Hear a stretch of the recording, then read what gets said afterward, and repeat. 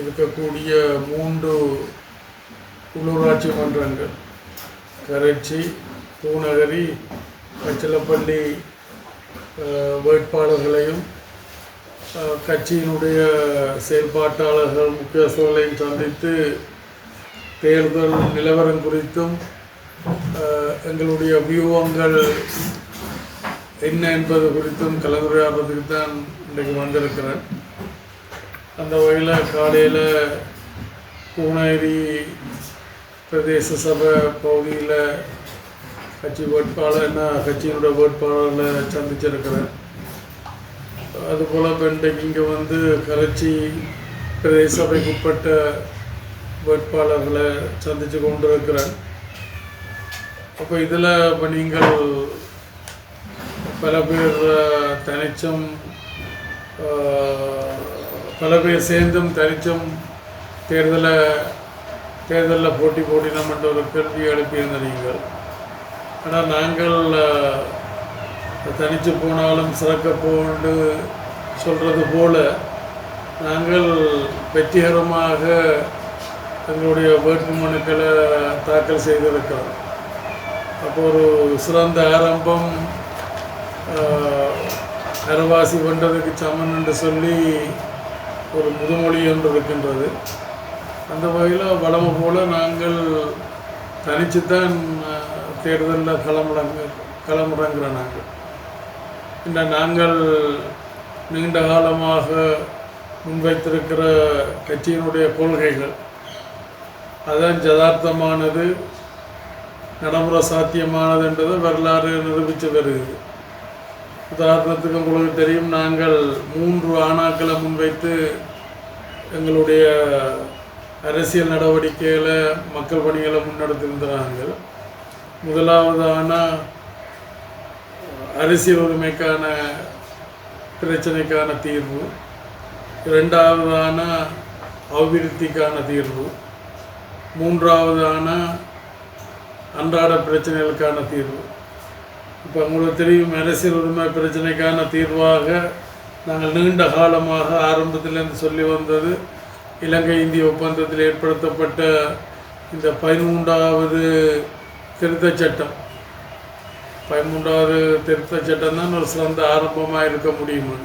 அது முடிவில்லை, சிறந்த ஆரம்பம். உங்களுக்கு தெரியும், அன்றைக்கு இருந்த இயக்கம் உட்பட சக தமிழ் கட்சிகளும் அவர்கள் மேலே இருக்கக்கூடிய அரசியல் பயம் அல்ல அவர்கள் மேலே இருக்கக்கூடிய உயிர் பயம் காரணமாக அன்றைக்கு அதை மறுத்துரைத்தவை. அதாவது அந்த மாகாண சபையில் அது காலம் கடந்தது, உளுத்து போனது, அதில் ஒன்றும் இல்லை, தும்பக்கட்டையால் கூட தொட்டு பார்க்க மாட்டோம் என்றெல்லாம் சொன்னது. ஆனால் ஒரு 8-9 நாளைக்கு முதல் இந்திய பிரதமர் மோடி அவர்கள்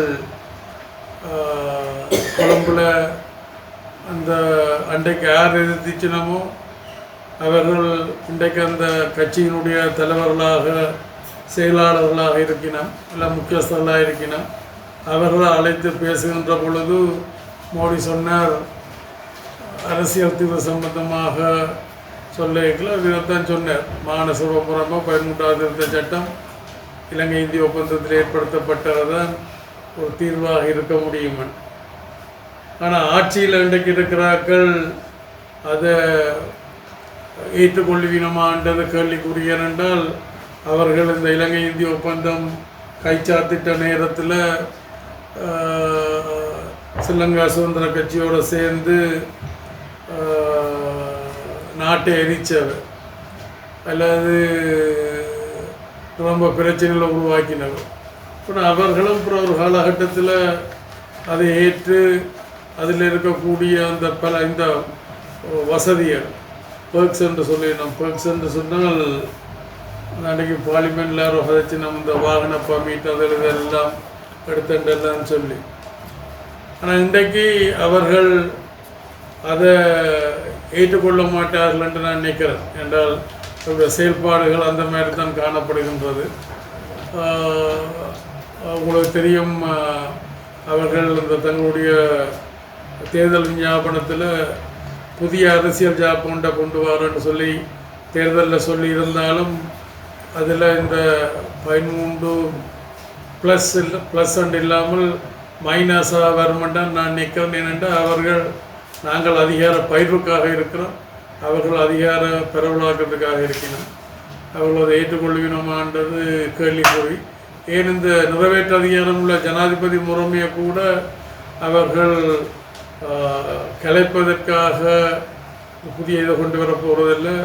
இந்த ஜனாதிபதி நிறைவேற்று அதிகாரம் உள்ள ஜனாதிபதி முறையை தொடர்பாக நான் நம்புகின்றேன். அண்மையில் அந்த புதுவருட நிகழ்வு ஒன்றில் கலந்து கொண்ட சுதந்திரங்கள் தெரிவித்திருக்கிறார். முன்னாள் வடபகுதியிலும் முன்னாள் அமைச்சர் ஒரு ஆள் ஊழல் விருதில் கைது செய்யப்படுவார் என்று தொடர்பாக அமைச்சர் என்று அவர் சொன்னாரோ தெரியல. எனக்கு சொல்லப்பட்டது நாடாளுமன்ற உறுப்பினர் என்று. அவர் சொன்ன விடயங்களை பார்த்தால் என்ன குறித்து தான் அவர் சொல்லியிருக்கிறார். அவர் ஒரு அரசியல் ரீதியாக வேறொரு மாற்றுக் கட்சியில் இருக்கிறார். இன்றைக்கு அதனுடைய பொதுச் செயலாளராகவும் வந்திருக்கிறார். இப்போ அவருடைய கருத்து 10 வருஷத்துக்கு முதல் நடந்த ஒரு சம்பவத்தை 10 வருஷத்துக்கு முதல் நடந்த ஒரு சம்பவத்தை தான் அவர் அதில் சொல்லியிருக்கிறார்.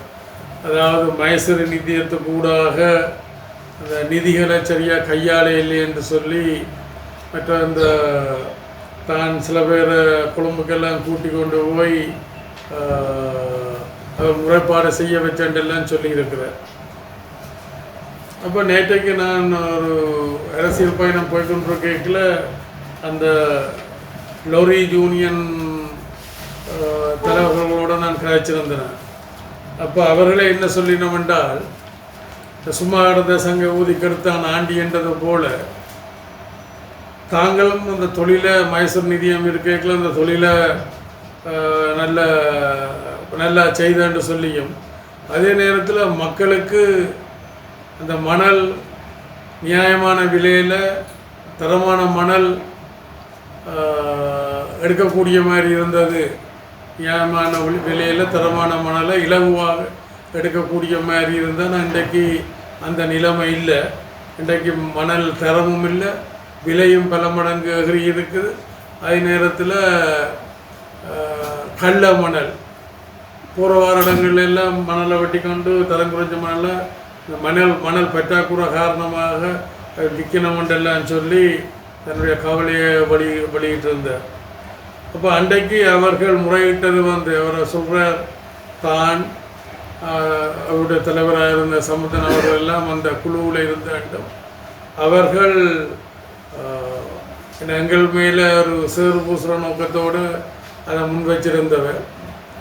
அந்த அன்றைக்கு FCID என்று சொல்கிறது, அதாவது ஊழல் நிதி மோசடியோ ஊழல் என்ற ஒரு ஒரு அரசாங்க அமைப்பு இருந்தது. அப்போ அந்த அமைப்பினர் மைசூர்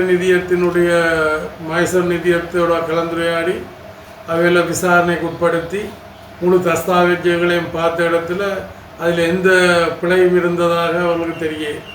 சரியான நடவடிக்கைகள்லாம் கணக்கு வழக்குகளோடு அதுக்குரிய ரிசிப்டுகளோடு சரியாகத்தான் இருந்திருக்குது என்றது அவர்கள் அன்றைக்கு ஏற்றுக்கொண்டிருந்தார்கள். 10 வருஷத்துக்கு முதல் நடந்தது. அதே போல் இன்னொன்று அதில் சொன்னதாக சொல்லப்படுவது, தான் ஒரு வழக்கு போட்டு அந்த வழக்கையும் வென்றதாக. உண்மையாக போய் அது என்ன நடந்ததுன்னு சொன்னால், அவர் போட்ட வழக்கு இந்த GSMB அல்லது ஒரு 2-3 நிறுவனங்களுடைய அனுமதிக்கோடு தான் இந்த மணல் அகழ்வு செய்ய முடியும்.